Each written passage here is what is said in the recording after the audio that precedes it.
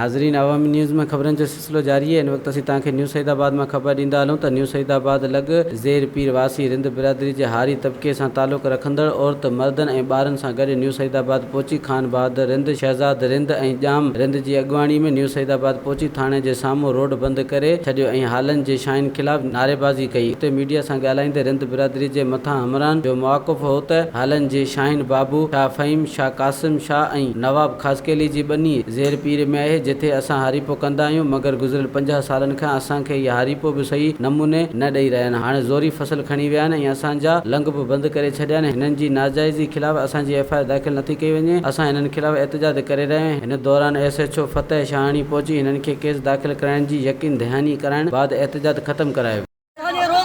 निडरल मासूमन के टार्चर बिठाकर केड़ी तब्दीली आई है?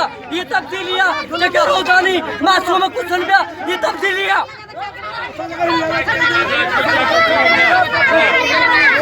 वधीक खबरनि ऐं तफ़सील लाइ विज़िट कयो अवामी news Facebook page, YouTube page ऐं अवामी न्यूज़ वेबसाइट।